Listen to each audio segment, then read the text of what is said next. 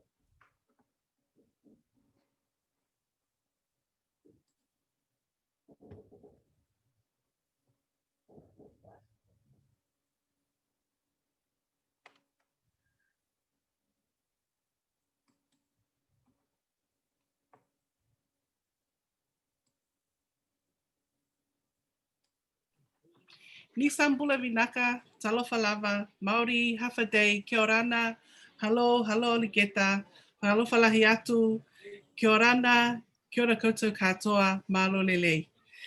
Kore ke whatapu ki he otua mawmawhi o ki he tau lotolotonga. Loko kore ke hufanga atu he ngahi whatapu e tahi o Senia, ke uhaha ke i he whainga maari e koe ni ke whai ha taratara noa, whekau aki pēr moe whekumi koe ni na e whakahoko whekau aki pēr moe ngahi wakai, o hakau taki e tongo fu mā nima ka koe kau whiwhine toa i he malae o e tau ka poi o e totono e kakai whiwhine me o Senia. Ki he anga ko ia a e nau whanonga mai moe kau tokoni whapaanga pe kau tōna me tō o pule anga tau te whito ki he ni ihi ko ia me he ngahi pule anga mālohi. Ko ia o po whiwhia au pito, whiwhia lahi au pito me kau whiwhine koe ni ke mau whaafe mau tolu ke tau kau ngā kau i he taratara noa o amanaki ke whahoko e ahoni. Maaloa pito Bron. Thank you, Ofa.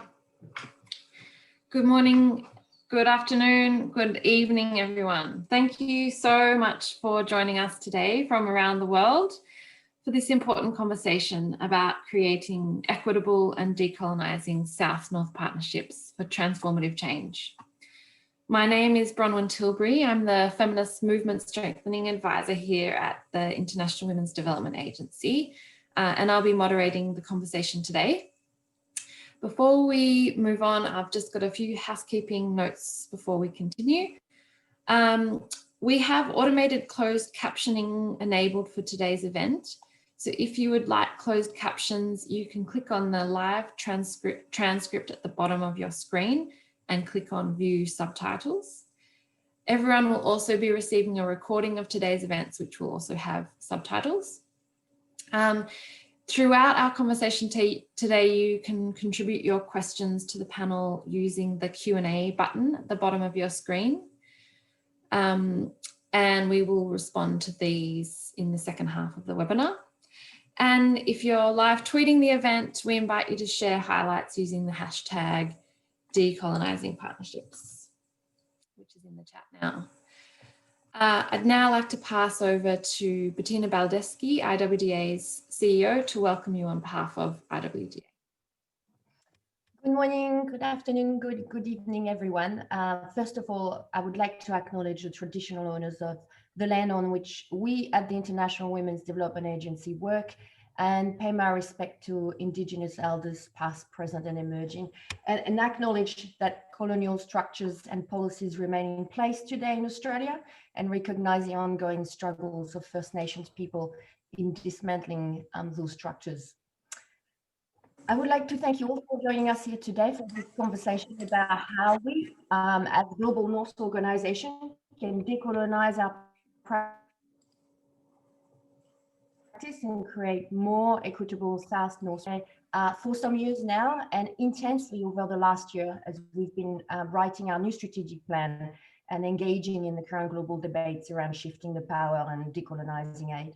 As many of you will know, IWDA is an Australian-based organization, resourcing diverse women's rights organization, primarily in Asia and the Pacific, and contributing to global feminist movements in advance of our vision of gender equality for all. We were established in '85. Our roots are in the development sector, as Australia's only development organization entirely focused on gender equality. We believe this brings strengths in the form of deep, long-lasting relationships with the networks of women's organizations we support. But increasingly, our future lies as part of the global feminist movement. Our approach, I believe, represents a third way between the model of women's funds and international NGOs. And what I mean by that is we resource the work of diverse women's organizations. We enable them to be more effective by providing support that goes beyond money, and we make our own contribution to feminist movements by leveraging our locational power through advocacy, knowledge creation, and translation. As part of this contribution, we're committed to decolonizing our approach to feminism and development. Our new strategic plan that we launched this year commits us to becoming the best we can be in the world at South-North Partnerships.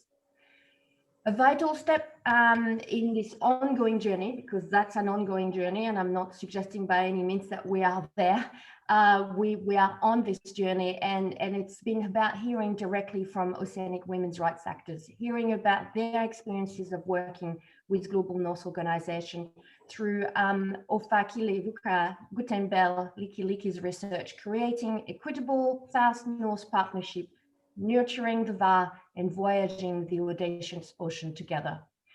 This research is a powerful call to action for us at IWDA and for Global North organization broadly. We must look critically at ourselves, at our practice, to ensure that our actions do not perpetuate harmful model of engagement. IWDA is committing to doing this, and we invite you all to hold us responsible for that commitment. I would like to invite those of you who represent Global North organizations here today on this webinar to come on this journey with us, as many of you have already embarked on the voyage. If we're all committing to challenging the dominant development sector norms and dare to do things differently, however hard it is, we will have a better chance of really creating the kinds of structured change that unlock the potential of empowered relationship and equitable partnership. I hope you enjoy the conversation today. I hope that we can all learn something from the brave voices of the Oceanic women's leaders who took part in this research, as well as from the pioneering work of our panelists, whose organizations are all tackling the complex and important work of how to create equitable, decolonizing South-North partnership for transformative change. So with that, I would like to partnership nurturing the VAR and voyaging the audacious ocean together by Ofakilevuka Guttenbeil-Likiliki. And now I step back, I will turn off my camera and hand back to you, Bronwyn, to introduce our panelists. Thank you very much, everyone. Thanks so much, Bettina. It's my pleasure to introduce the panelists we have today. Our first panelist is Ofa. In addition to being the author of the research piece that we're launching today, Ofa is a formidable feminist and human rights advocate for women and children in Tonga and across Oceania. She's the director of the Tonga Women and Children's Crisis Centre, which she established in 2009, and she has extensive experience undertaking research across Oceania using Indigenous research methodologies. Welcome, Ofa. Next, we have Coco Jervis. She's the grants manager at Mama Cash, which is a Netherlands-based international fund that supports women's, girls, trans and intersex people's movements around the world. Coco is leading the process of transitioning Mama Cash into a fully participatory grant maker. Prior to starting at Mama Cash, Coco served as the campaign and communications manager at the global network of people living with HIV based in Amsterdam. Cornelieke Keizer is a senior policy advisor at the Taskforce for Women's Rights and Gender Equality at the Ministry of Foreign Affairs of the Netherlands. In this position, she focuses on multilateral processes and diplomacy, direct financing of women's rights organizations, particularly in the Global South, and Beijing Plus 25. Virisila Buadromo is a Pacific feminist who co-leads the Urgent Action Fund for Women's Human Rights in Asia and the Pacific, which is a feminist fund that resources women and non-binary human rights defenders to strengthen the resilience of their movements. And last but not least, we have Beth Woroniuk. She's the policy lead at the Equality Fund. Her work includes advocating for more and better financing for women's organizations and movements and for effective feminist foreign policies. She's also the chair of the Women, Peace and Security Network Canada. So welcome panelists. Thank you so much for joining us, and attendees, we have 125 of you. Thank you so much for making the time to listen to this important conversation. Ofa, we'll start with you. I wonder if you could give us some insight into the findings of your research and explain the elements of the model for developing equitable partnerships and achieving empowered relationships that you've developed. Ofa, you're on mute. Malo Bron. Again, just reiterating what Bron just said, welcome to everyone who has joined us today. I know it's a crazy time of the year. We've got a lot of things to complete before the end of this period, so thank you for taking time out. Before I talk to the model, Bron, I think I just want to have an informal conversation around why I did this research. And I think it was because I put my hand up because, you know, and I've spoken about this before, this research topic is not a new topic for many of us across Oceania. We've talked about it many a times at many conferences, at many meetings, both formal and informal conversations. And I think when this came out from IWDA, it was very timely. And I don't think only timely, but it was urgent that we got our voices documented, because we were always talking about the need to put this on the agenda, to prioritize how we felt about partnerships, how we felt about relationships or lack of relationships, and how we felt the development framework was heading for us in a completely different direction. So, you know, a lot of questions around, was I the right person to do it? Because I'm right smack bang, as you could say, in the middle of those of us who are having these conversations. And I think the beauty of this research is that my positionality and my relationships with many of these 35 women leaders allowed for that very honest, raw and open conversation. And I would say up front that I do not think this would have happened had it been an outsider coming in. And I speak from experience. I mean, I've been interviewed quite a few times over the last 2 decades about different things. I do hold back because I do think, you know, it's too risky for me to go there, or maybe this is too vulnerable for me to express because of my other sisters across the Oceanic region. So in a nutshell, I think this research is basically that. It's our conversations documented, our voices, which I have navigated through an audacious ocean. It's not just the Pacific Ocean anymore with this romanticized representation of, we're peaceful, we're idyllic, we're doing well. We actually dived into this audacious ocean and put all our vulnerable feelings to the side to have an honest conversation with each other so that we could bring this to you, of which many of you have read the outcomes of the report today. So with that said, Bron, if I could ask you to bring up the model. The Creating Equitable and Decolonizing South-North Partnerships for Transformative Change was a process during this research. So I think the process is also important. The process from the very get-go, when we talk about co-creation, co-design, co-accountability, I think it doesn't just start from the recommendations from this research. It started from the very beginning when we were in the design phase. And we had a research team that at the very beginning, we were very courageous to have those conversations. We first made sure that we had a strong holding environment, and then we had that conversation about who in this research group has the power, who holds the power, who has the privilege. And those conversations, although at first up very uncomfortable, I think it allowed for the whole entire process of the research to fall in place like it did. And so as the lead researcher, also Indigenous to the Oceanic Pacific, I think I need to acknowledge that from my research partners in this research team who stepped back, who agreed to step back and allow me to take the lead in this process and allow me to take on the power and to talk about the way that I think as a woman from the Oceanic Pacific, the research should go. So as a result, we've come up with this developing equitable partnerships and achieving empowered relations model. And as you can see from the screen there are 4 key elements which came out from the women's collective voices themselves. So what I did when I analyzed the responses, I put them into different key themes, and the most reoccurring themes, of course, are the ones that we're seeing now on the screen of the 4 key elements. What are the key elements that you would like to see as a women's rights activist, as a women's rights actor, women's human rights defender across Oceanic Pacific? What would you like to see? What are the key elements you would like to see in order for the story to change?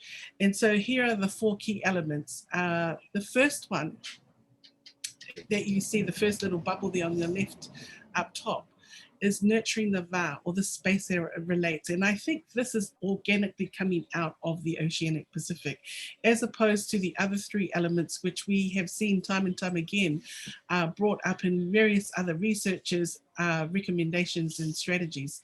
So the nurturing the va is a key aspect of us as Oceanic Pacific people. The relationship is just as important, if not more important, than the partnership. And I think for me to go in a bit more about that, it talks about getting rid of all the, the power dynamics that are at the very get-go. Who holds the power? I think it's getting rid of that and really just appreciating each other's differences. That's the space in between. And then appreciating each other's strengths, skills, knowledge. So knowledge building and what the women know about their woman in their different respective countries across the Oceanic Pacific. So nurturing the va is nurturing a relationship. It's not just a donor versus beneficiary. It's not just I hold the money, you get the money. It's about, yes, we are equals. Yes, you have valuable knowledge to put on the table.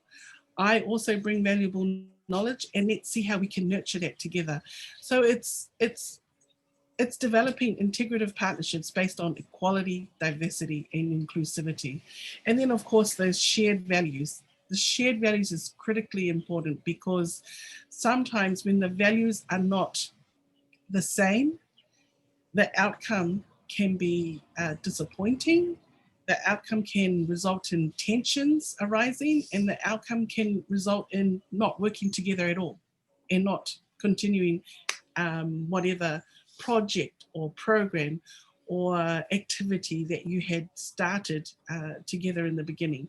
Then the other ones, I'll just quickly go to it because I value the other voices that have joined us today, so we can get to hear from them. The others are decolonizing development practice and shared power. That's pretty much straightforward.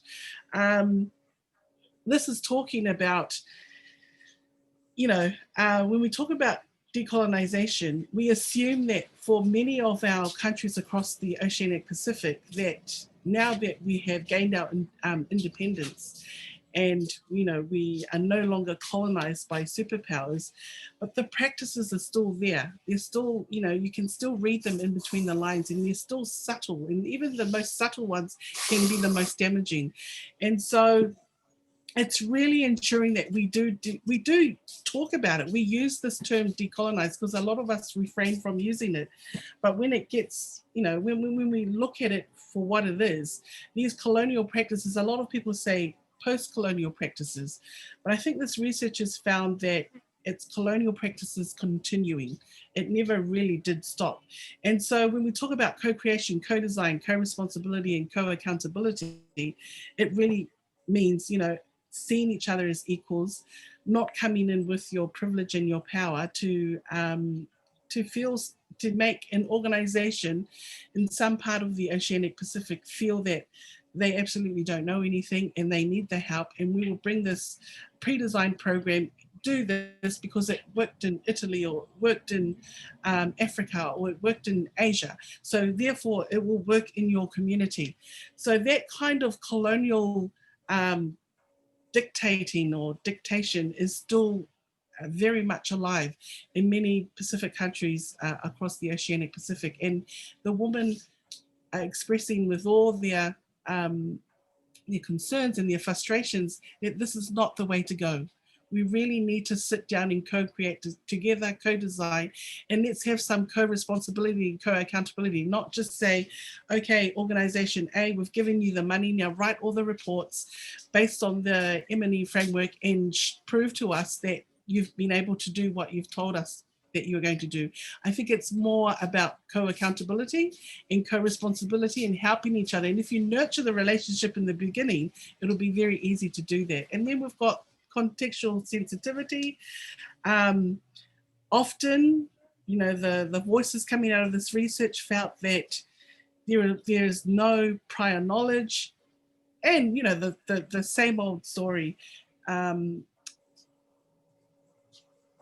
Global North moving in, and then spending probably a month trying to find research, get questions answered, find out what the context is about, and it causes a lot of frustrations because there's this feeling that you should already come in having done your homework. And if you haven't done your homework, listen to the women. They know what is needed on the ground. Don't just cut them off and not want to have their say or their participation in that process. So contextual sensitivity is very, very important. And you need to re-educate yourself, be willing to re-educate yourself, learn about the context, learn about the situation of women in that context. And then, of course, embracing Indigenous ways, Indigenous knowledge that the women have on the ground. And then the last one, Bron, enable global self-power agency and autonomy. We're doing the work. We've done this. This is what the women are saying. We're doing the work. We're doing it to the best of our ability. Now, advocate for us, support us, try and fight for our sustainability. So that we don't just get our programs cut off midway or before we even felt that we've done, what we needed to do. Don't just write us an email and say, the program is coming to an end. There's going to be a new change in the program, or there's no more money coming into this program. That really ruins and damages relationships. So that's why I always go back to nurturing the VAR. If you nurture the VAR in the beginning, the space that relates in between your relationship, then you will have that sense of co-accountability and co-responsibility to really support those groups on the ground who need someone to fight for their sustainability, and then continue to support women's rights actors and their knowledge making, and make sure that their knowledge, their skills, everything that they bring to the table is acknowledged and documented as good best practice, not just these pre-designed programs that have been brought in from different corners of the world. Malobron. Thank you so much, Ofa. The research it's really quite profound, and I would encourage everyone here to take a read. We'll link to the research at the end. I'd like to now invite each of our panelists to give us your reflections on the findings in the report. How have your organisations been trying to grapple with the challenges that Ofa's just outlined around trying to create more equitable and decolonising South-North partnerships? Coco, let's start with you. Thank you, and hi everybody. And I want to thank the organizers for putting together this really fascinating webinar, and to all the attendees for taking time out of your busy lives to listen and participate. I would say that my personal and Mama Cash's organizational positionality in this are fairly aligned with that shared aim and desire to decolonize the philanthropic world and development practice, and shift and share power. In my talk shortly after, I will delve more deeply into that discussion, but that part really resonated for me, as did how the report really illustrated how decolonization is not just an abstract term, but a real concrete, urgent practice that can be realized through co-responsibility, co-creation, co-design, and co-accountability. So, thank you. Go ahead and tell us more about what Mama Cash has been doing. Yeah, so I will talk about a little bit more later. We are transitioning into a participatory grant making in a couple of weeks, and it's been a multi-step, multi-year process. And I think it really is sort of embedding the concept of sharing power, not only internally, but with the grantee partners that we are trying to work, and we are trying to disrupt the system in our own small feminist universe, in our attempt to change who decides who gets what grant and how we are redistributing resources. So, Cornelieke, what were your reflections on the research?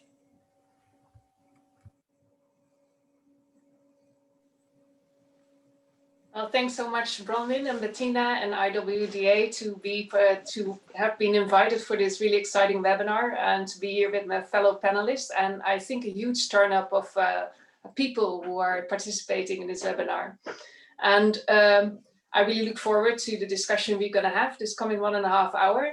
I need to warn a little bit, because I am usually, I'm really a morning person. At my sharpest at 6 a.m. It's 11 o'clock at night. So I went to the gym beforehand, so I'm all fired up, I hope, but just to let you know.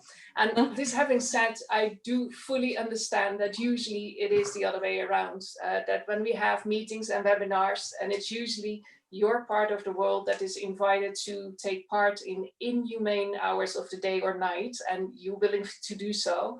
And now it's the other way around. So I think that nicely links also with decolonizing in Global North and Global South. I really would like to thank Ofa and the whole research team, and in particular the 35 Pacific Island women who participated in the research, and I cannot pronounce it correctly, I'm afraid, Talanoa.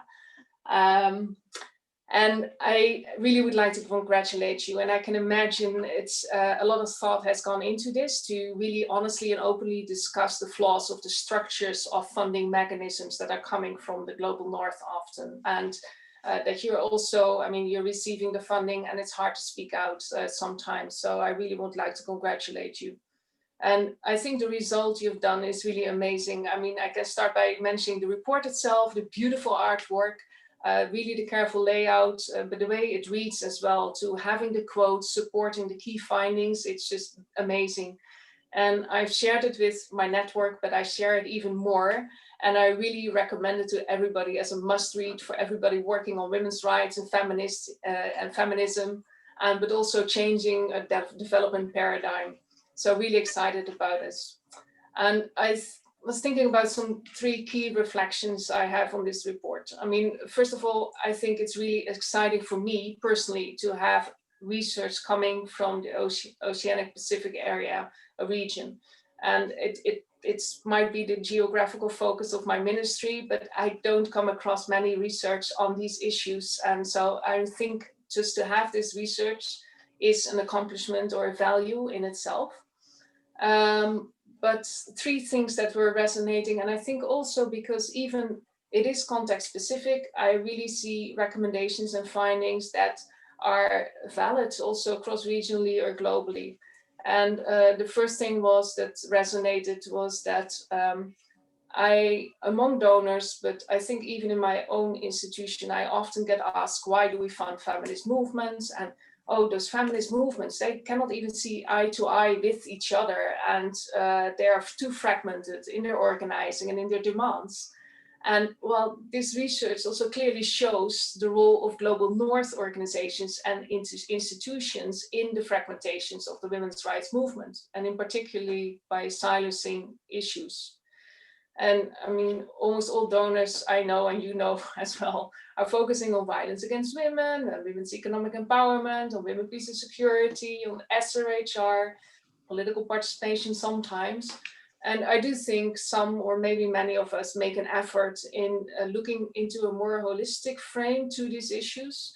But fact is, I think we don't do enough to avoid this siloed approach.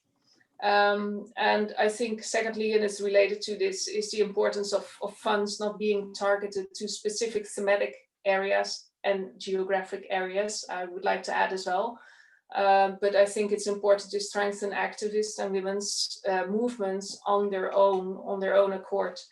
And I think this has been exactly the reason why we have been pushing for an action coalition really dedicated to resourcing feminist movements in itself, and not being confined to certain thematic areas, but I think for movements to decide themselves the issues they would like to work on. And I think for our ministry, looking back at what it means for our practice, the support to feminist movements has been really a political choice. And especially in a context where political space for civil society and organizations and movements is shrinking, I think this support is even more necessary. And the whole COVID-19 pandemic brought an extra layer to this. And I mean, we as donors, we cannot transform society. We can only facilitate these processes. We can support activists and organizations. And I think in order to do so, the autonomy of movements and organizations is really crucial and key. And however, and I think as talking from a bilateral perspective now, is not always easy or possible, what I noticed, because as a bilateral, we are really bound to those 4 to 5 year cycles linked to the changes in government we have. And most of the time we are bound to this program funding rather than core financial support. And we are accountable to this parliament and taxpayers. And I mean, they require from us to really say, okay, what is the thematic focus and what is your geographical focus? And I mean, resulting in these tender procedures that often are inaccessible for many. But it's so key, and I can talk maybe a little bit more on how we specifically did that, but to bridge the divide. And what really excited, the whole concept, I think it's so beautiful, nurturing the VA. I think it's amazing. And I really hope that this research can be followed by a second research and bringing together Global North organizations with the women's rights activists. And I hope to really find the same space of trust and honesty together, and to really learn and share experiences and have recommendations for each other for future engagements. And that we really can listen and learn from each other, and also, but on an equal footing, on an equal basis, and looking, but also understand each other's possibilities, but maybe constraints, but maybe find together creative solutions for those. So. Thank you so much, Cornelieke. What about you, Virisila?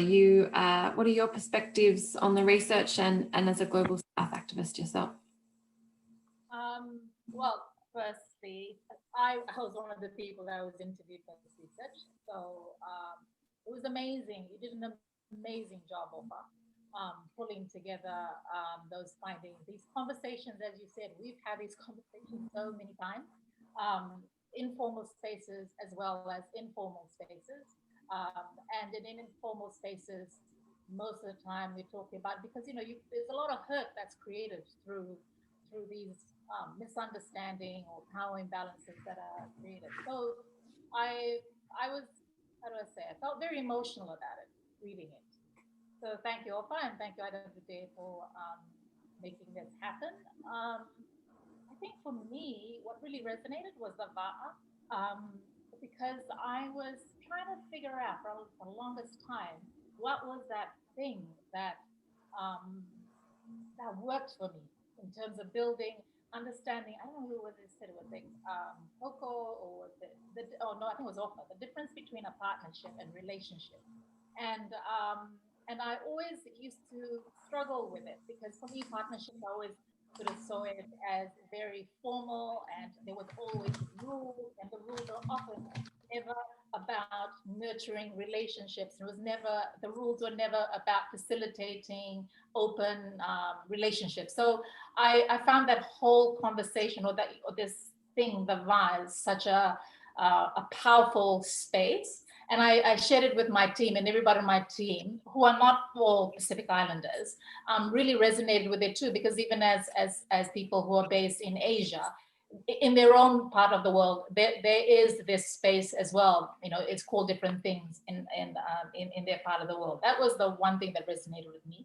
I think the other thing that resonated with me too is when we're talking about decolonizing, for me, I also recognize that I have to decolonize my own behavior, because we have been colonized. We are products of colonization, and whether we realize it or not, we in lots of ways we are actually duplicating this behavior, or or replicating it, or we're reinforcing this behavior, and we don't even realize it.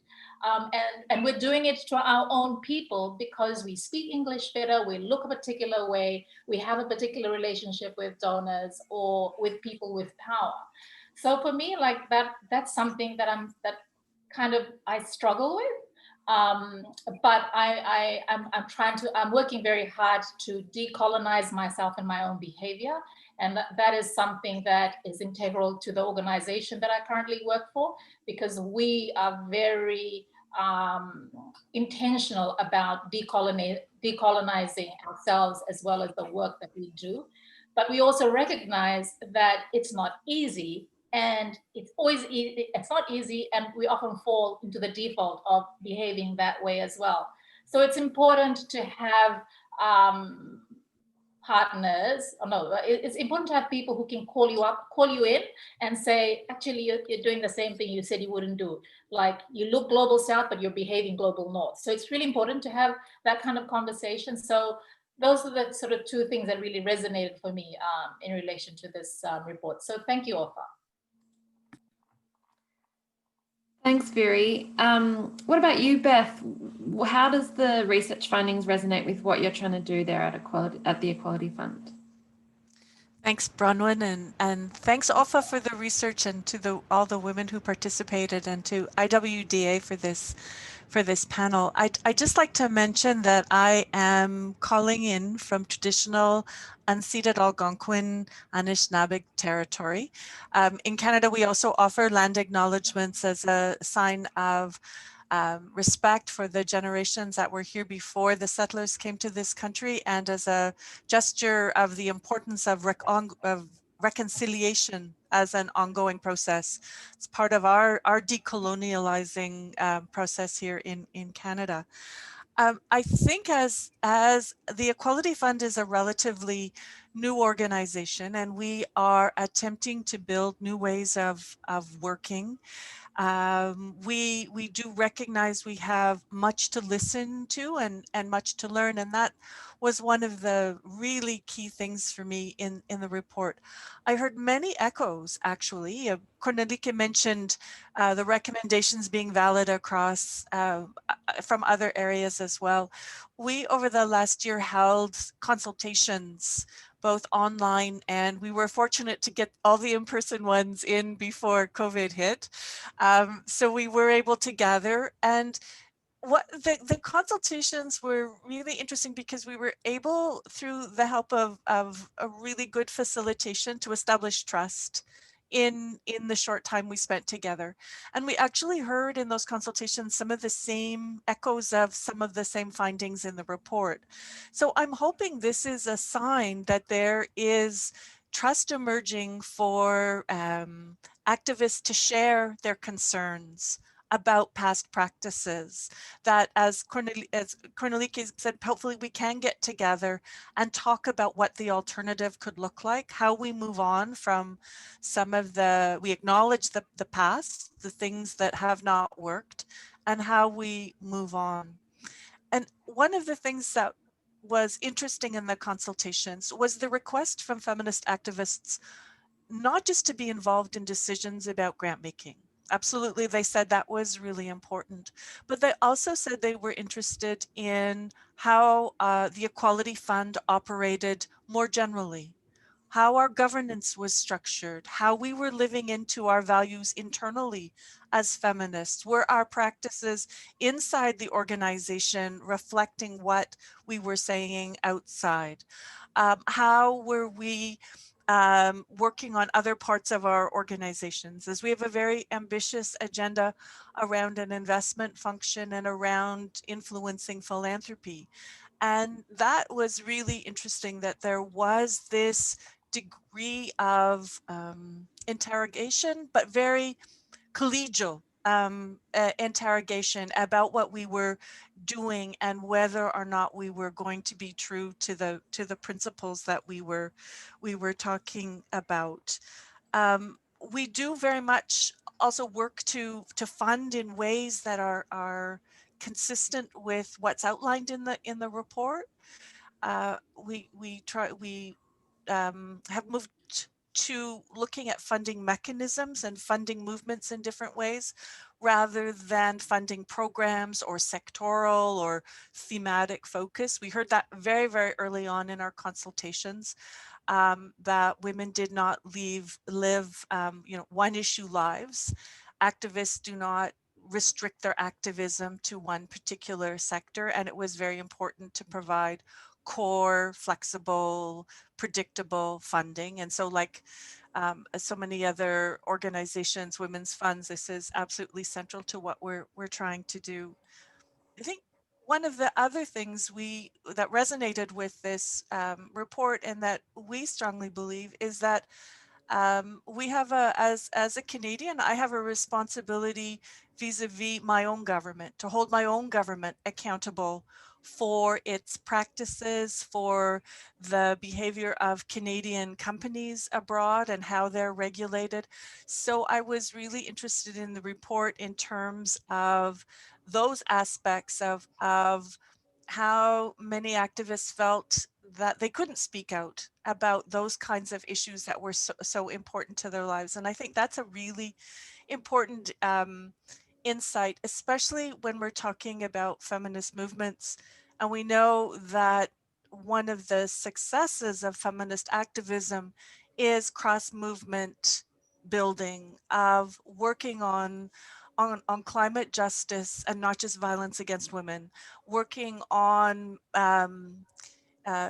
peace and demilitarization, as well as sexual and reproductive health and rights, that these are interlinked issues, and we have to create the spaces to work on those. So many congratulations to the report. I too think it's essential reading. I've been sending the link all over, and I hope it gets lots of attention and lots of discussion.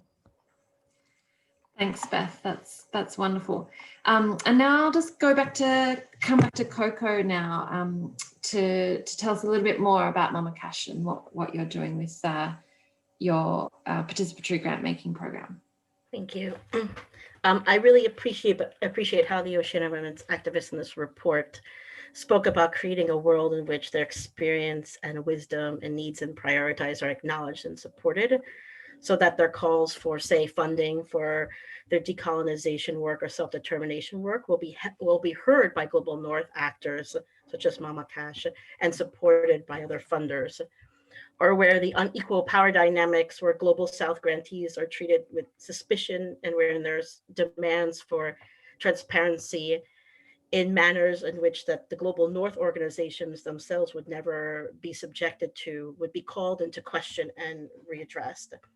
I think one of the ways that Mama Cash wants to disrupt this system is by becoming a participatory grant maker. And for us, this means that we are committed to shifting the decision-making about which groups get our grants from the staff to the communities we aim to serve, which is women's, girls, trans, and intersex human rights defenders. As a philanthropic organization that provides flexible core long-term support, we are already cognizant of the reality that many of our actions and decisions regarding the raising and redistributing of funds, on one hand, challenges inequality and injustice, but on the other hand, perpetuates the structural forces and power dynamics that keep people oppressed. And in recognition of that, we are trying to take action, not just performatively, but also substantively as well. We want to, in small ways, disrupt this sort of more insular power dynamics of controlling who gets funded by leaving it up to the communities to help us not only set our priorities within the feminist landscape, but also by giving the power to the community to ultimately decide who is going to get funding. And at the same time, we want to recognize that becoming a participatory grant maker in of itself is not enough. It's not a magic bullet, and that disrupts all entrenched power dynamics. But for Mama Cash, it's just one tool, one step in the right direction for us that over time, hopefully will help us share power and create more transparency and accountability towards the movement and communities that we serve. I talk about this because Mama Cash, as far as I know, is one of the only funders of its size with its depth and breadth of thematic area and geographic diversity that has attempted to actually transition grant making into a participatory approach. But we stand on the shoulders of many organizations such as the Red Umbrella Fund, the International Trans Fund, UHI, Frida, and many others who have led in this direction. And we ourselves started a couple of years ago by testing smaller pots of funding with participatory grant making. We have a small scale Spark Fund for feminist initiatives in the Netherlands. And most recently, we started the Solidarity Fund with, for, and by peer women's funds.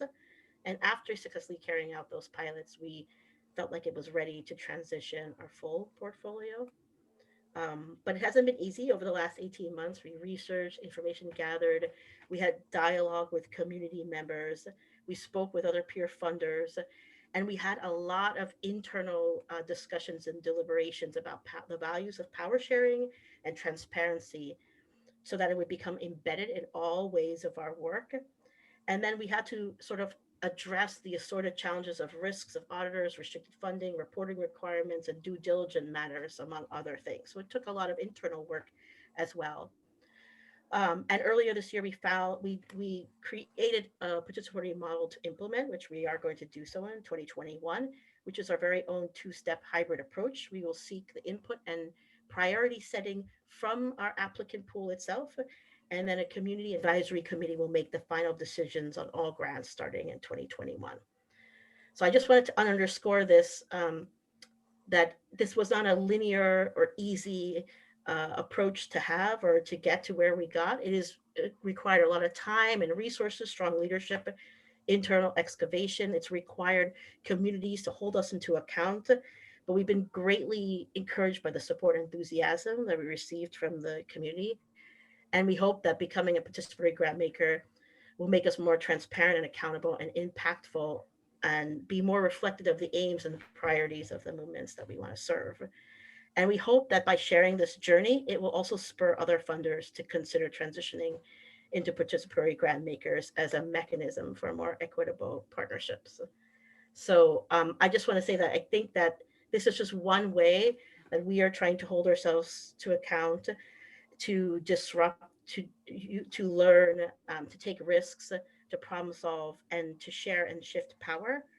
And as such, we really want to encourage community members to give us our input and feedback, because ultimately we believe that that is the only way that we can realize this goal of becoming co-responsible, co-create, co-design, and co-accountable to our Southern partners as well. So thank you.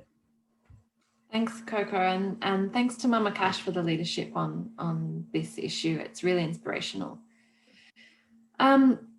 So we'll throw it open to the audience now. Please put your questions in the Q&A box if you have them. We've gotten a few through already.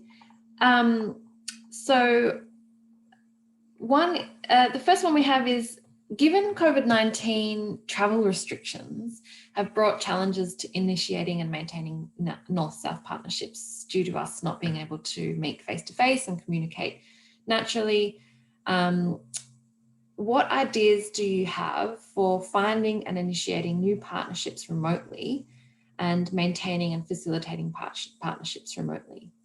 Who would like to take that one on?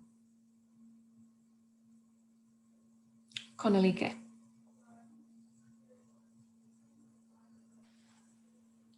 Well, my experience is it is actually going both ways, because we sincerely miss getting together and really build connections with each other and really build this relationship, right? Because I mean, that is difficult online. On the other hand, what we do notice is that, I mean, speaking from the ministry, a lot of my colleagues are saying, hey, it's so much easier now to directly contact partners, while often they would go through their northern partners in the Netherlands to know what is happening somewhere else in the world. Now they just set up a Zoom meeting and they talk directly. So they're taking away the middleman. So in a sense, it is an opportunity for creating more equal partnerships and more direct partnerships. I think the challenge will start to exist at some point when we're getting in this kind of hybrid situations, when some of us can, I don't know, there's a vaccine and some of us can travel again and meet each other again and others cannot. I'm thinking about the upcoming Commission on States and Women, what will happen there, and how do we avoid that you get a situation where people are physically present and some people are calling in and they have a disadvantage by calling in and not being present and building this relation, having this corridor talks with each other. But I think we should think about ways, how can we keep that beauty of having more equality by meeting each other online and kind of moving away from the difference in power in there? Beth. I think that, as Cornelieke says, there's opportunities. One of the things I'm constantly reminded by some people, though, is Viri's point that not everyone has strong broadband access. And so once again, we're communicating, even though we think it's been democratized a bit, we're still communicating with a certain section of organizations and groups. And that's really important to keep in mind. I think the other piece that this has, COVID has brought to bear in terms of meetings is a question, once again, of our environmental footprint in terms of air travel and what this has meant. And are there ways that we can be much more consistent and coherent across our feminist values in terms of how we organize, both involving online sessions, but also in terms of how many times people get on airplanes and what that means. So it's an interesting opportunity and challenge. I know, Ofa, you've spoken about the interesting unintended consequences of COVID around the opportunity that it presents. Yeah. um, just adding on to what's been said, I think, yeah, what we have learned from COVID, particularly from the conversations that I had with the 35 women, was that they felt that this was an opportunity now for their own governments to recognize their skills and their knowledge, because often it was left for outside consultants and researchers to come in and find out what they needed to find out about their own country. So, you know, a lot of these women leaders were saying, now we're being used, you know, now we're being asked to move forward and do the work. And I think this is a great thing. In terms of finding new partners or building new relationships amidst this COVID pandemic, I think what the woman had said in this research was, use us to make those connections, because we know what our women want. We know the situation of our women in our context. It may not be, and this is a part of the world where there's very little research done, as we heard from Cornelieke. There's very little research done, and so often, you know, consultancies are created to find out about these gaps and these, you know, what needs to be found out. But the thing is, the opportunity that we have, Bron, is that the women in these different oceanic countries already know what needs to be done. So nurturing that relationship, most of these leading women who are leading their countries in terms of women's rights and all the issues around women's development, they do have access to, most of them do have access to internet. A few of them don't, and we should acknowledge that. But with the vast majority of women behind them, they do not have access to internet. So that's why we use these women leaders, because they already know what, you know, we need to build on their knowledge. We need to say, yes, we acknowledge you as an equal partner. You can be our voice on the ground to find out. And that's why we need to invest in building women's movements. When you build and invest in women's movements, you're effectively improving the relationships, because you're believing in these women. You're believing in the women in these movements to do the work that needs to be done and gather other women. Yeah. Thanks. Another one. Sorry, Viri? I mean, I totally agree with what everybody else has said. I think that for me, you know, trying to initiate new partnerships, it's about trust. You have to identify people on the ground who trust you first. They have to trust you and ask them to initiate relationships, because people talk to people that they trust. And I think that one of the things is that because that person, I mean, essentially becomes a third, you know, like a middle person. So one of the things I think that we as funders or as global North-based organizations is try to understand what practices are we doing that creates competition, because mistrust comes from people. They feel that there's some kind of competition, whether it's resources, a competition to power. So you know, try to understand if in any way you are replicating or creating that behavior. I think the other thing to understand is, and for me, I find that this is what's happening online. All these things take a lot. It takes longer. Everything is longer now. And for Pacific Islanders, as a Pacific Islander, this is how we build relationships. It doesn't happen instantly. It takes time, and you can't rush it. I've often have been in situations where I feel people are rushing a relationship with me. And I know they mean well, but because they're trying to go for an outcome, for an output, I just don't trust them. It's like, this is not how we build relationships. We need to get to know each other before we actually start talking about work. So I think that that's one of the key things, is understand that this partnership, this relationship that you want to lead to a partnership is going to take a longer time, and you have to invest in it. I think this thing that I think Monica raised about this, the time zone issue, this is a new privilege. I'm finding it very annoying. The last 3 months, I have been working from midnight to 6 a.m. in the morning, because this is the only time I can work, because I'm working with people in the global north. And I think that we have to understand this. Like, if you're interested in us, please try and work on our time zone, because we're also getting kind of frazzled and we don't think straight at that time as well. So this is, to me, a privilege that we need to be conscious of. Thanks, Viri. So there's another question in here for you, Ofa. When organizations, these kinds of organizations in the report, when they're creating their reports, they often the negative feedback of the community and the negative consequences are left out in order to impress stakeholders or donors. In this case, how can a development practitioner or partner persuade the organization to include negative feedback and consequences in their reporting?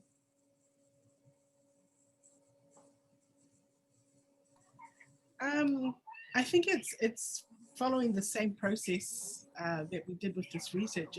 It's getting it's like what it comes back to what we said. It's building the trust, but also these development practitioners need to be open to hearing both types of feedback, and they need to encourage that in the process, in the way that they're calling for their reports to be done. So it needs to be initiated from their side, rather than putting it on the organization's kind of onus, whether to leave it in or not. And I think this is something development practitioners from the Global North should encourage. They need to start hearing what's not working and what is working. And there were several examples raised during the research by the participants.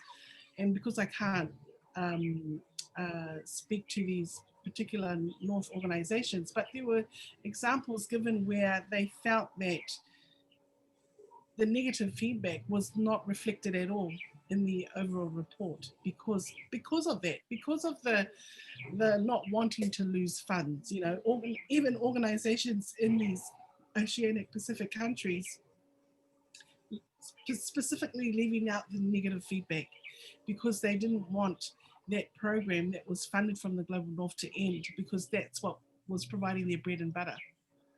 That's why they were still working, because of exactly that fund. But knowing very well that there were a lot of concerns being raised by community members and, you know, the people who were participating in those programs. So I think the onus needs to be placed back on the Global North to call for those types of reflections, not just positive reflections, but also reflections that are not doing justice to what was set out to be done. And that's all about decolonizing the process. You know, if you want to decolonize the process and hear exactly what's going on with that program or activity you're funding, you need to call for that type of feedback. Yeah, as a Global North, yeah. Another question we have, one critical theme I've seen while working in international development is the disparity in pay between Northern staff and Southern staff on our own teams. It seems that one critical way to address decolonisation is within our own institutions. How do we advocate for and achieve pay equity in our own organisations? Can your organisations share how you're addressing this specifically? Any thoughts on that one? Yeah, I'll jump in. Please. Yeah, this is a huge issue for us because we have a team that's spread across Asia and the Pacific. We have 3 teams that are actually sitting in Australia in 3 different cities. So for us, one of the things that we recognized was that we're not going to have a situation where locals are going to be paid different compared to international staff, because we're all like locals in our own city. So one was just trying to create a pay scale that was equitable across. So irrespective of which country you were in, there was a pay scale that applied to everybody. So we thought we were being equitable by doing that, but we are now recognizing that the cost of living in each city is so different. So how do we account for that? And interestingly, our financial strategic finance facilitator who comes from the private sector and is usually the one who's always trying to save money for us. She's the one who's really pushing us and saying, guys, you're always talking about equity, but we're not being equitable because people who work in expensive cities like Sydney are being paid, can't afford to live in that city. So we are trying to work with other organizations to find a way to try and accommodate this cost of living, because it doesn't, the formula that the UN works is just too high for us. And so we're trying to think, is there another way? And so I'll be keen to hear how others feminist organizations are doing in the rest of the world. And if you could share that with us, I'd be grateful. Any other reflections? Equality Fund or Mama Cash? Sure. Just as a grant-making organization and an organization that doesn't do programming, we don't have local staff. So our model is to support with core funding resources rather than export staff around the world. So it's a bit of a different model than a lot of INGOs use, since we're not an INGO. I think that's very similar to Mama Cash, right, Coco? Yeah, we're very similar in that. We do have a few regionally based program assistants, and they operate under the same pay scale that the folks who work within the Netherlands or Western Europe receive. So, yeah. And it's transparent. That's one of the things that we aim to do, is when we advertise for jobs, we are transparent about the pay scale in the job application, in the job announcements, and throughout the interviewing process. Yeah, that's very important. Got another one for you. What have been the most significant challenges, internal and external, in transitioning Mama Cash to a participatory funder? Well, so Mama Cash has been in existence since 1983, and by and large, for the most part, sort of had a very traditional grant making model. So shifting power and transitioning has, in principle, been warmly received internally, but in practicality has required a lot of small and big changes. So across the whole grant making cycle. It's required. I mean, one of the things, as I mentioned, we had a multi-year process wherein we sort of piloted smaller pots, and I think that has helped. But this big transition that we are doing right now has required transitioning and changing staffing roles. It has required a sort of a sensitization throughout the whole staff about the importance of sharing power.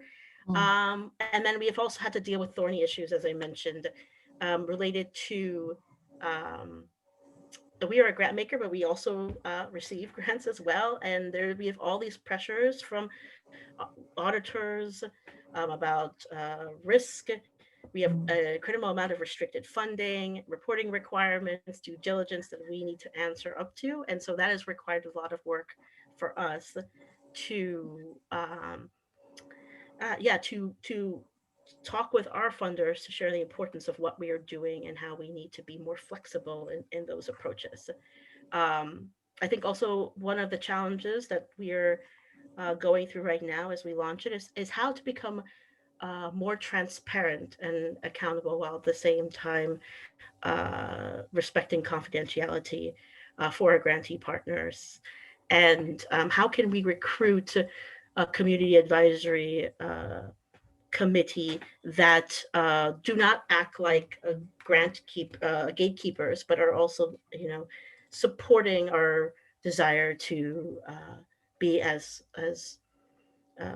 transparent and accountable that we aim to receive. So how can we not make our sort of step into participatory grant making performative, and how we can make it substantive? We don't have the answers to this now because we are on the precipice of launching it, but these are the things that that we weigh. And I think the most powerful thing is the organization's leadership's willingness to take these big risks and to learn from our mistakes, even in a public way, and to move forward in this process. So. And Coco, how have your donors received that kind of request that you are trying to be more flexible? I think that they've been very, I think they've watched us over the years, and I think they've been very encouraged and supportive. I mean, I also think, as Cornelieke mentioned, when reports such as these are published, I think that taking these small and big steps to become more accountable is, in principle, what I feel like a lot of the funders want to do. In practice, it doesn't always happen, but as far as we've moved so far, we've got an overwhelming amount of support that we hope it will continue as we move through. I think often we feel scared to ask our donors because they hold the purse strings for something different. So that's interesting that you've got that. I think a lot of groups are watching us to see what happens, and so I think that there is a little bit of responsibility and pressure we're feeling, but that's good, you know, because I think it's important to lead by example and to be responsive for what particularly our South partnerships have been calling for many, many years. And as I mentioned, we are not like, we look at what Frida has done, we look at UHI, we look at so many groups that have successfully created and run participatory grant making programs, and we know that, you know, there's a whole body of participatory grant makers that we can learn from and rely on. So okay, another one we have. This is from Laura Brown from Womankind Worldwide in London. She says, a really great discussion on research. Thanks so much. I'd really like to hear about examples related to how Northern-based organizations can work with partners to decolonize knowledge creation, particularly in Southeast Asia and the Pacific. This is something we're thinking about at the moment. Ofa, maybe you wanted to speak to that around the knowledge creation. Sorry, you're on mute again. Sorry, I'm just looking at the question again, Bron. Is it up on the panel? Yeah. Can you see it there, Laura Brown? Or any of the panelists wanted to take that one? Fine.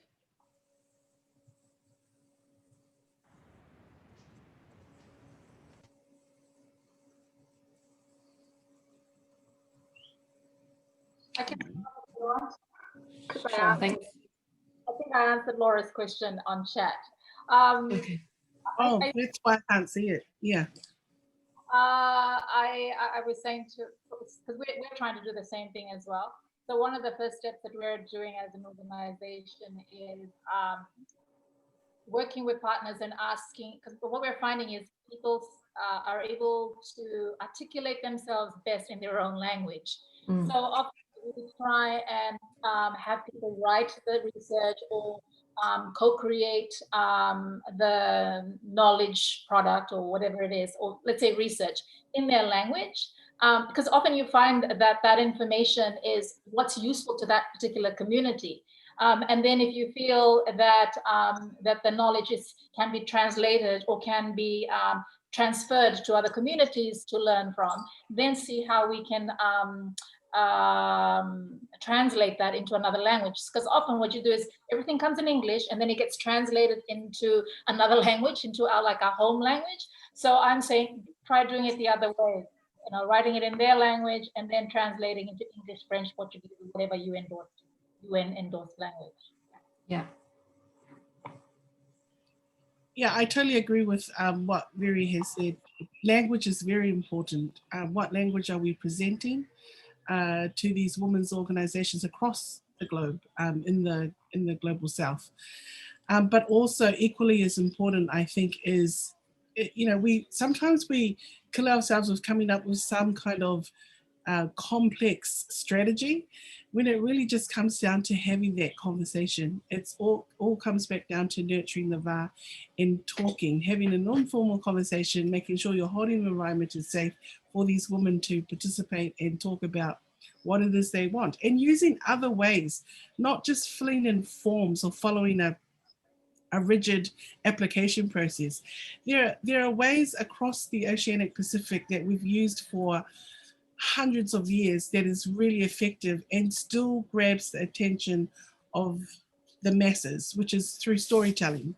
You know, using those creative forms of telling the global north of what it is we are about and what it is we need, and not being afraid to go into those unconventional ways of communicating, because I think putting pen to paper or typing or filling in application forms is also a huge barrier, and that's another a way of us decolonizing the process, is looking at what are the other alternative ways of communicating.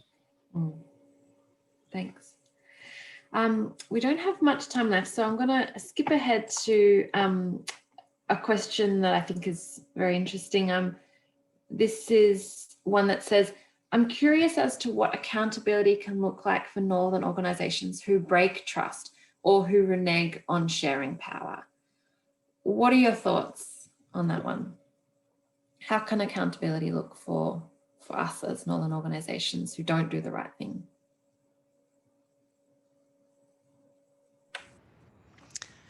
I don't have comments on what happens when you don't do the right thing. So maybe I'm not really answering the question, but certainly the accountability, the co-responsibility is something that we're really, really struggling with as an organization. And some of it, there is the piece of participatory grant making, which we're also really engaging with and trying to figure out what makes sense. But also, what does listening mean? As Ofa said, how do you respond? What kind of public accountability makes sense? These are all really, really important questions for us, and they were central to the consultations that I talked about earlier, that the AWID, the Association of Women in International Development, co-facilitated with us.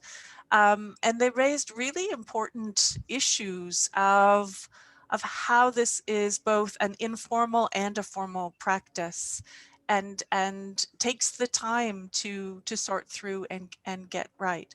So we're looking at things like having grantee partners on our board, for example, so that they participate in the governance. We're looking at public transparency in communications, and we're also we've said very clearly, please tell us if we're getting it wrong. We know that we're probably going to make mistakes, so we welcome that kind of feedback, and very much trying to reassure that it's not a punitive space, but the VA is nurtured, and this is something where we can talk about failures, we can talk about mistakes, in addition to successes and progress. Thanks, Beth. Anyone else on that last question?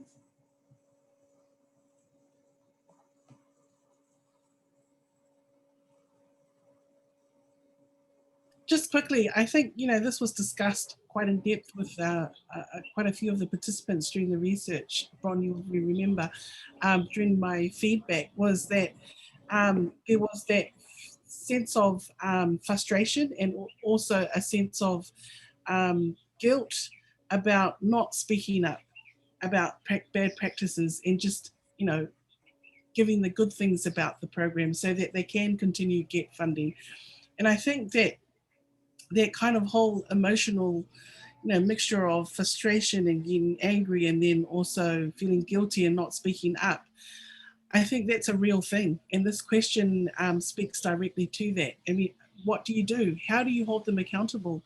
And I think there are other factors at play outside that circle, you know, a more well-informed media who can question what is it exactly the impact. Is that the impact that the organisation on the ground was hoping for, or was that the impact of the Global North partner? You know, so there are also outside factors that need to to be brought into this whole big picture. Because if you're scared about losing funds because that's what's paying for your child's school fees, we've got to look at other ways of having that accountability brought to the forefront. Thanks, Ofa. Yeah, I think it's a really tricky question. Viri, did you have another point? I mean, this year or last year, we saw a lot of feminist global north organizations being pulled out for practicing white supremacy, or not practicing what they preach. And I mean, a lot of these articles were appearing in the Guardian and in several other, and people were being interviewed by this. And I mean, and that's one way that people are being called out. But the thing I always wonder about is whether these organizations, like if that was to happen to us, like if that was called out, we were being called out. I think that we as an organization, what I'd hope we'd practice is that we would reach out to, not in a public way, but reach out to that community that we have broken trust with, and try to see how we can repair that relationship or apologize. The apology might, I just think we just have to open up that conversation, admit that you're wrong if you are wrong, instead of it being blown out in the media like that, because it can have the implication to the wider movement can be huge. But but just reaching out to see how can we reconnect, what went wrong, how can we build that trust again. I mean, that might be a way to do it.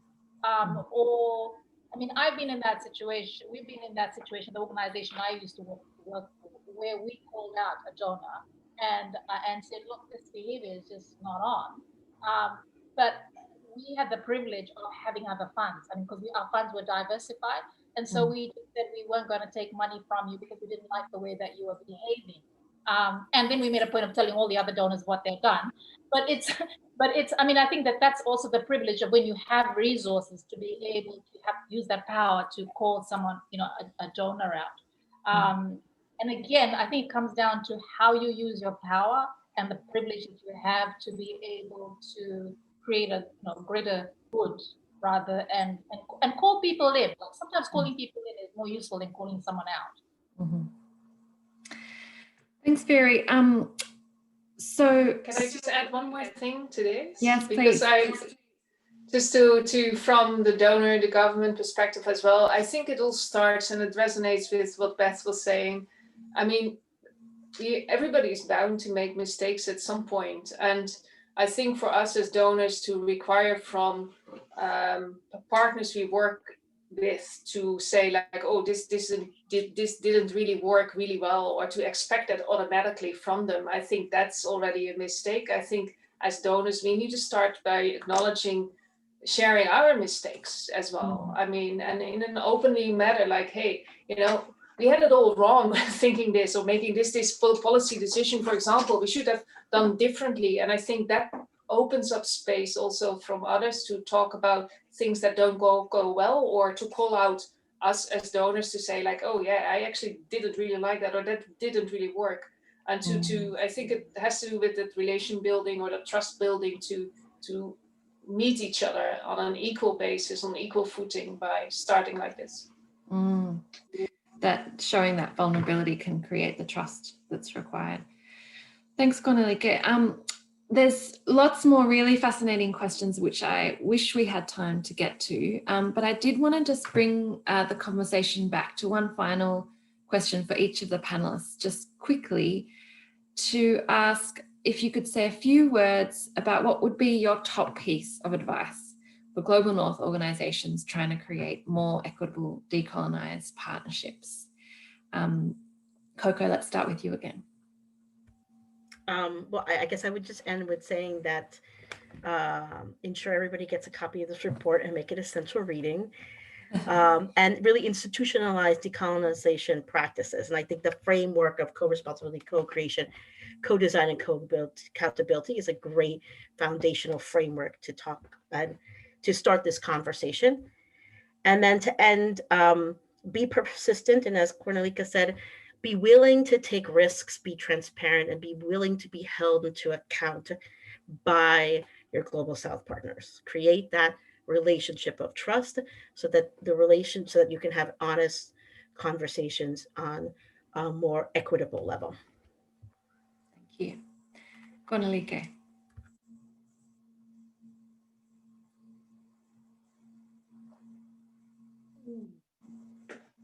Thinking multiple things simultaneously. I mean, the whole shifting power, but I think it's about recognizing roles, because I think there are roles for each one of us, being Global North, Global South. And I think Global North can do great things in really supporting Global South movements, for example. But I think the most important aspect of it is know when you can step in, but also know when to step back.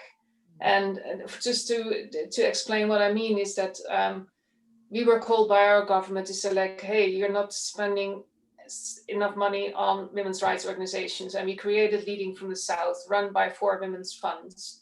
And we had the opportunity to do so. Like, okay, there's this pot of money, it needs to be spent. You can set up this whole system and program. So we had a possibility, an opportunity to do so, and something only we could do. But then when it was created, it was time for us to step back. It was not a Dutch fund. We had to learn to say, like, this is not a Dutch fund. This is Leading from the South. This is owned by the 4 women's funds. So know when you can step in and when you can step back. I think that's important. Thank you. Viri.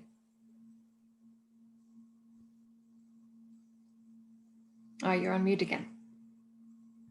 I liked that step in, step back example. I think it's so true. And I think a lot of us can learn from that, like know when to, leave the work to the others to do. You've done your bit, bring it to the table, leave it to others to do. I think that's really important. I think that for me, the tip I would give is when you're going into partnerships with Global South organizations or movements, just be honest about what you can do and what you can't do. I think we have to be really honest about that, because I think that when we don't admit the limitations that we have as global North-based organizations, we create these assumptions, these expectations, and then these expectations that we can't live up to. And then, so I think it's really important just admitting, look, we can only do this much. We need your help to try and push this through. So just so that so everybody is aware that everybody comes to that space with different experiences and different knowledge that could be useful to facilitating that relationship. And I think we should also be thinking more about, as Global North organizations, about not just about the money that you can give, but how you can connect people and how you can create space for other people that you don't actually have to be in, but you can create that space, let people come to that space and then step back. And sometimes it's not just about money, it's about linking people up and letting others then take on that space to create something new. Thanks, Viri. And Beth?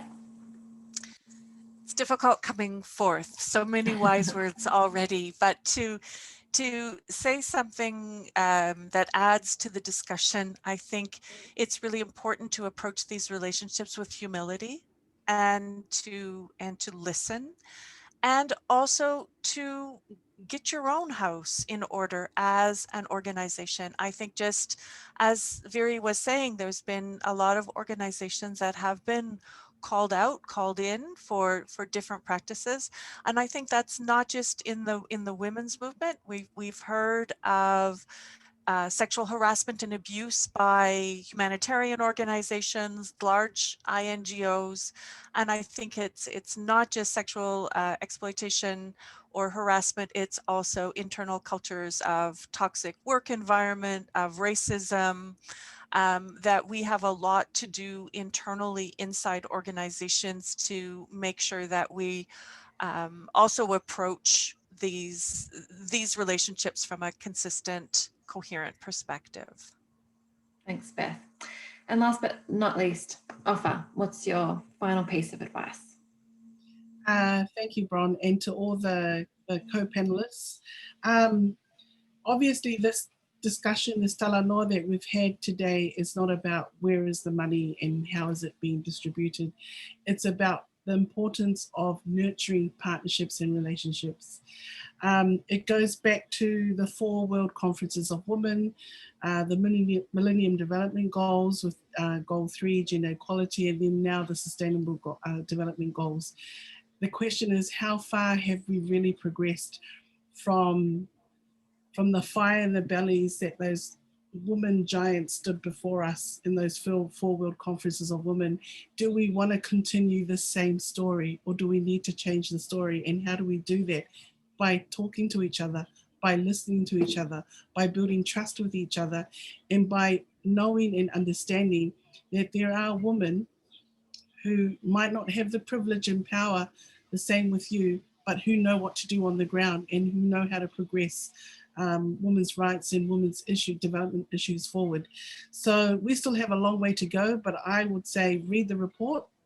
And I think it's relevant to all parts of the Global South and all parts of the Global North. You will get something out of it and will help you change the story for whatever corner of the globe that you're in.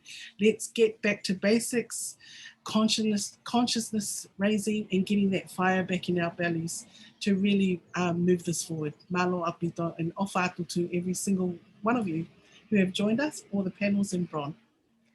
Thanks so much, Ofa, and thank you so much to all of our panelists, particularly those who it's now midnight or maybe past midnight for. Thank you so much for staying up. And thanks so much for our attendees for coming and spending time with us and listening to this really great conversation. I'll link again to the research in the chat, so we encourage you to download and read it. And we're also keen to hear your feedback on the session today. So please take a moment to respond to the survey that will pop up in your browser when the event ends. Thanks again for joining us, and goodbye.